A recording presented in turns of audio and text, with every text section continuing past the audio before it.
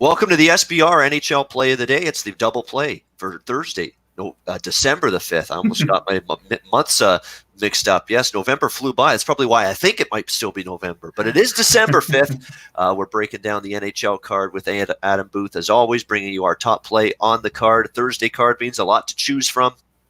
Today, no different, as we peruse our way through 9 games to choose from on the NHL card. Let's start with Adam's Thursday play for this December 5th slate.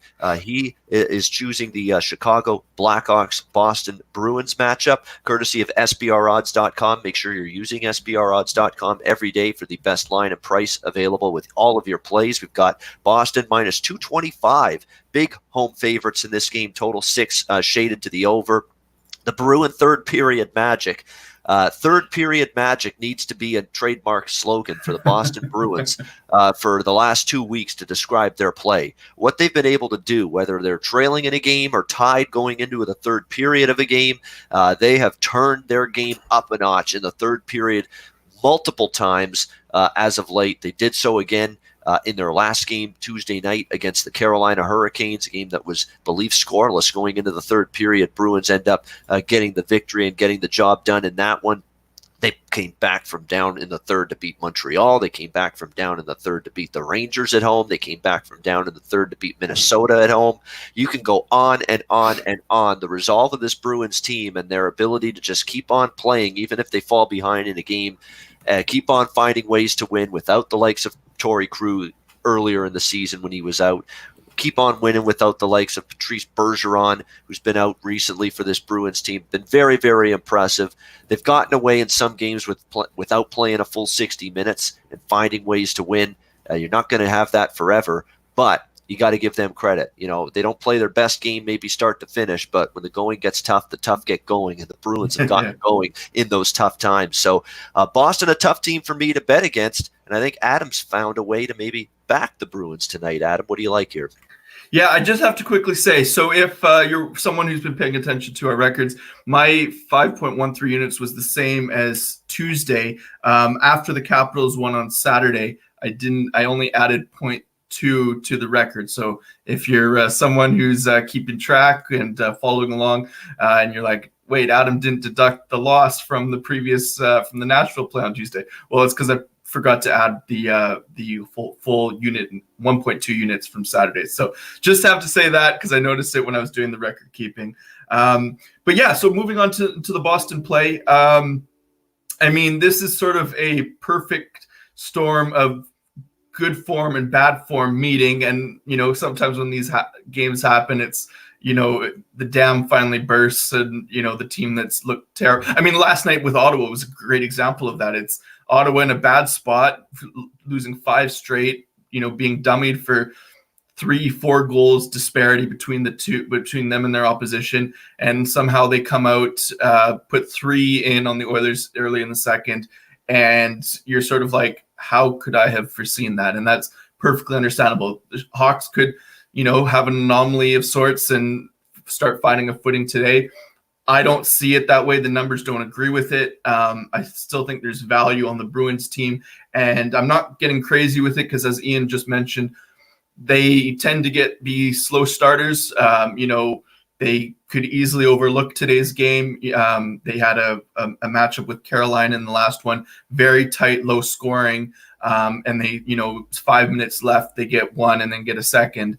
But you really look at it and, yeah, that they're a good team who's coming up clutch in the moments late in the game when it matters. And that, don't ever take that away from a team, but they're playing with fire with these sort of slow output performances early on in the game. So you can always say a team that's lost 3 straight or 5 of 6 or 6 of 7 like the Hawks are going to be the hungrier team, and that's okay. But when you look at motivation, you have to try and assess, okay, how much do I put into the value of the motivation side? Is it going to matter? I would say the Hawks have been motivated for quite a few games now. They're probably motivated to beat the Blues, and they still got shut out. And I've been on the Hawks for a fair few of these games during their slide.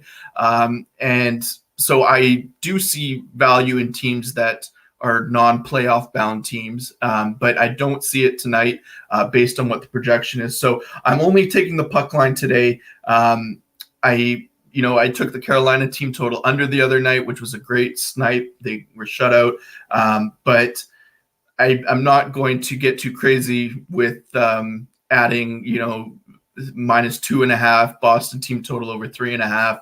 I'm just going to stick with the puck line, the one puck line play with the value. So looking at some of the numbers lately, the Hawks are shooting, they're getting 28 shots on net on average over the last 5 games, but they're allowing almost 40 against. We talked about this with the Detroit-Washington game on Saturday. These kinds of disparities, though shots do not directly correlate to goals, there is a strong correlation that the more you're being outshot, the more likely you are to be outscored. And this is just a Boston team in a homestand playing overall good hockey. Even though we said they're slow starters, it's still they're not down 3-0 at the end of every first period like we saw with the Sharks, for instance, last year, where they're trying to work from behind. So I'm not getting fancy with this one. Puck lines in hockey are always a bit dangerous because of how many 1-goal games there are. But I have a 55% on a Bruins team to win by 2 goals or more.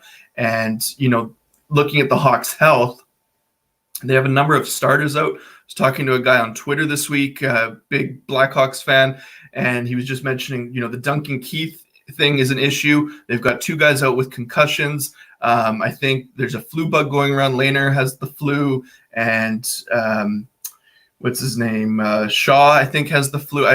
I forget the status on all the guys, but I was looking over the health of the team this morning, and it just doesn't seem like a spot where, the Hawks are a big underdog.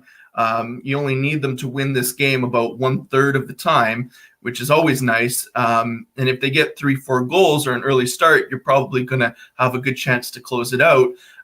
But I would much rather be on a plus number on a puck line of a team that is healthy, minus Bergeron, which hasn't been a problem, and playing really good defensive hockey, being clutch. They have a 33% power play or 30% power play over the last little while. The Hawks power play is struggling. Kane's doing his thing. Kane still, got 14 goals. Let me just check. Yeah, still got 14 goals, 30 points. He's doing what he can. I mean, he's that type of player who is going to make teams pay, he's just an excellent offensive player.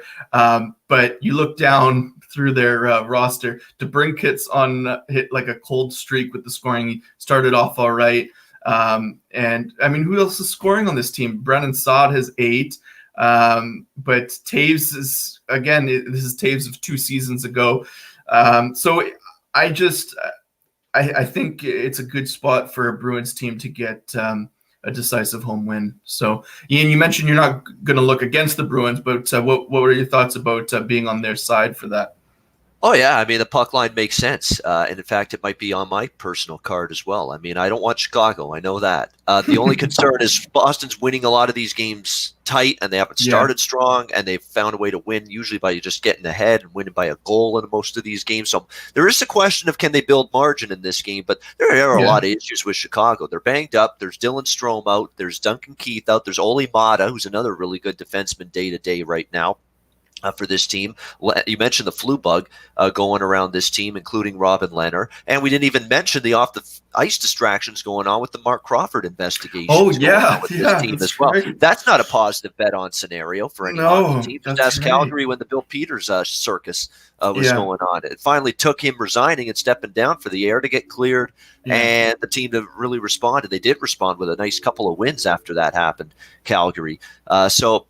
There's a lot of issues on and off the ice, and they're not playing well right now. They're struggling. Other than Kirby Dach, the first-round pick, and Patrick Kane, there's not a whole lot you're getting offensively from anybody else on this team. Defensively, they're back to their struggling ways again, which was a big problem for Chicago last year. Obviously, the defense just completely evaporated. So I have no argument with that. Full agreement. It would be puck line on Boston. Or nothing for me in that game. I'm going to choose San Jose, Carolina now for my play of the day. It is the Sharks and the Hurricanes. I had 2 dogs in mind for my play. The other one I considered was Arizona. Okay. against Philadelphia with the Coyotes. But Philly's playing really good hockey, especially at home. They've played really, really strong. So I'm going to have Arizona as a bet, but I didn't want to make it play of the day caliber, Okay. even though I like that side. But that's the other one I considered. I ended up going with this one, and it's another underdog here. We got the Sharks and the Hurricanes. Carolina minus 160, total 6.5 in this game. I hope this puts to bed this nonsense and innuendo that Ian Cameron doesn't like San Jose, and he's got something because he's talked about how much he doesn't like this team all year. They're a fraud. They're not going to make the playoffs. Well, guess what? Here I am. I'm hoping, and he says, what did San Jose ever do to Ian Cameron? What did the Sharks ever do to him? Well, I hope the Sharks, what they can do is put some money in my pocket tonight. That's what I hope they can do here against the Carolina Hurricanes. Look, it's taken me a while to warm up to this team. There's no question. But we got to give credit where credit's due for San Jose. It's been a really strong, extended, long-term run for this team since the beginning of November. That's really where the tide turned for the San Jose Sharks, where they started playing better hockey. It was really the beginning of November. They really haven't looked back since then. They've gone a remarkable 11-3 in their last 14 games, and only a couple of slip-ups here and there. One of those slip-ups obviously being the other night against the Washington Capitals, where the San Jose Sharks end up losing 5-2 at home to the Capitals. Obviously playing a really, really good hockey team. They're a potent team, a team that's been able to score 5-on-5 and on the power play all season long. San Jose ends up falling short to them. From what I read from quotes from the players, and they're happy with the way they've played lately, but that loss didn't leave them feeling good at all, angry in fact, because they felt, hey, this is a big statement game, and we came out and played like that. And Logan Couture saying, we hung our goalie out to dry. We need to start playing harder, defending harder. And that was his quote after that loss. And certainly that was the case. I mean, some of those early season problems crept into San Jose's game the other night against Washington. Poor coverage, leaving guys wide open in front of the net, and it really wasn't the fault of Martin Jones, who's actually played his best hockey of the season. Let's not forget he was third star of the week, NHL third star of the week during a 10-1 run. He's now 10-2 after the Washington game in his last 12 starts. But what I look at during this stretch of play since November with San Jose is those times they've had a bad game. What have they done after that bad game? How have they responded? How have they responded positively after a bad game since the season started to turn for them in early November? Well, since that time, early November, they've suffered 3 losses, all of them by multiple goals. So when you lose by multiple goals, you feel like you didn't play well. That's usually the case. Well, they lost 5-2 against Vancouver on November 2nd. What did they do next game? Beat Chicago 4-2. Their next loss after that was 5-2 to the Edmonton Oilers at home, November 19th. What did they do after that? They go into Vegas and beat the Golden Knights 2-1 in overtime. Again, a very good win in a tough place to win, T-Mobile Arena in Vegas. They lose 5-1 just a little over a week ago at home to the Winnipeg Jets. What did they do after that game? They pummel LA 4-1, come out strong, a decisive win in their next game. So this has been a respond to adversity team, the San Jose Sharks, for more than a month. And then you've got the bet on side of this where you got the team off a loss that didn't leave them very happy. You've got them a team that's responded off a bad performance repeatedly since the early part of November. And then you've got the bet against side of this equation. Carolina's not in good form right now. Let's call it for what we see it. This is not a Carolina team that's playing good hockey. Where's their offense gone? Their offense has dried up. You look at their recent goal production, it's been putrid. They've scored 2, 4, 7 goals, this Carolina Hurricanes team, 7 goals in their last 5 games combined. That's not going to get it done from an offensive perspective. So the fact you got San Jose talking about we got to defend a little bit harder and facing a team that scored 7 goals in their last 5 games combined, I think that probably works well for San Jose fixing the defense tonight. Carolina's struggling. Their power play has been awful. That's bad news. San Jose's got a good penalty kill. In fact, 1 or 2 penalty kill in the NHL, San Jose, last I looked. So, and you've got San Jose in a spot where they're starting a long Eastern road trip. That first game of a road trip spot. I talk about it a lot. A couple of colleagues that I do hockey videos with talk about it. You get focus. You get a team that comes out with purpose because, hey, this is a big road trip here. We want to get it off on a good foot. We want to get it off to a good start. So I think you get that kind of mindset here from San Jose. And last but not least, series history has to come into play. San Jose's had the better of it against this Carolina team to the tune of 5-1 in the last 6 head-to-head meetings for San Jose over Carolina. I think there's a live dog. I think there's a very good price. You got San Jose that's responded off a loss repeatedly the last few times they've been in this situation. Carolina's struggling, particularly offensively. San Jose, again, a team that overall 11-3 their last 14. Martin Jones 10-2 in his last 12 starts, and you get a plus 146 price. Given the situation, given the matchup, given the current form with these teams, I think Sharks made a lot of sense as a live underdog tonight on the card. So play of the day for me, San Jose plus 146 against Carolina. It makes a lot of sense. And they've had, like you mentioned, a few very impressive victories. It hasn't just been picking on the weak. When they do lose, it does look pretty ugly. And I think that sort of plays into why the price is where it is. And yeah, that makes sense to me. I'm on the other side of it, but I don't disagree with what you said. The offense, if it is an issue for Carolina, then the Sharks, their offense hasn't looked what it did when it's been in peak form, but it still has been more than enough over the stretch. I am a bit concerned that you like to bet against the Sharks. You haven't been a fan of theirs all year, so I'm sure you haven't looked past this. But some of their wins, the scoreline has not been indicative of if they were outplayed or not. But conversely, they're getting the win. So it's like I was mentioning with Tampa today. It kind of reminds me of the way I handicap football, actually, what you just said about there's some games where the teams gets outshot and it looks like they don't deserve the win, but they get the win. One of my favorite teams to bet on are the teams that are disrespected because, their stats don't look good. Their numbers look good. They're getting outgained. They're getting lucky. Yeah. They're getting this, they're getting that. And all they do is keep winning games and covering point spreads and taking all these people to the cleaners because they think, the stats look bad. Let's bet against them. So those are the kind of teams I like to back. Those teams that the stats are lying to you about the way they're playing. They're lying the stats a little bit about San Jose. You look at them; they are playing a more compact game. They are getting saves now that they weren't getting early in the season. So again, stats are. It's nice to look at stats, but sometimes you got to look at the actual result, the scoreboard result too. Covered like football. I've seen teams that get outstatted and outgained 4 times in a row, like Illinois in college football. They get outgained 4 games in a row. Guess who covers the number and wins the game at the end of the day? Illinois. So it's one of those things. There's times the stats are real, and then there's times the stats lie. I think the stats are a little phony when it comes to San Jose right now. Well, I don't know that they're phony, but I will say that they're not so bad in comparison. They're deceiving. Let's put it that way. Deceiving. Yeah, I think deceiving. Like there's context to everything. The statistics are no different. So I completely hear what you're saying there. And again, for your approach, I think that the plus 140 or what was it, 146 makes a lot of sense. And Carolina's just returning home, and home. Last year they had great form at home for periods, but we have also not seen it this year. I get it, and I think for your approach, it makes a lot of sense. So wish you good luck with that one.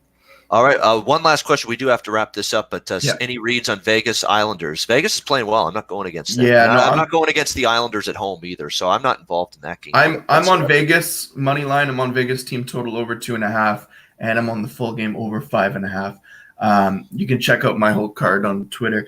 We'll wrap it up. If you want to chat up, whoever asked the question, I'm not looking at the chat right now, but whoever asked it, just if you want to talk about the game, get a hold of me on Twitter. Exactly. Talk to you. Absolutely. Definitely. Get in touch with us on Twitter if you've got a specific game question. Unfortunately, we got to keep this to one play each. It's not a full card breakdown type of show, but we appreciate that. We still appreciate the questions. No question about that. All right. So to recap, Adam's got Boston Bruins puck line -1.5 plus 113. I'm on San Jose plus 146 against Carolina. That's our Thursday plays of the day in the NHL. For Adam Booth, I'm Ian Cameron. Thanks for watching, everybody. We'll see you again on Saturday, 10:15 a.m. Eastern for our next double play show, the NHL Play of the Day video powered by SportsbookReview.com. For Adam Booth, I'm Ian Cameron. Have a great Thursday night. Good luck on the ice. We'll see you again on Saturday.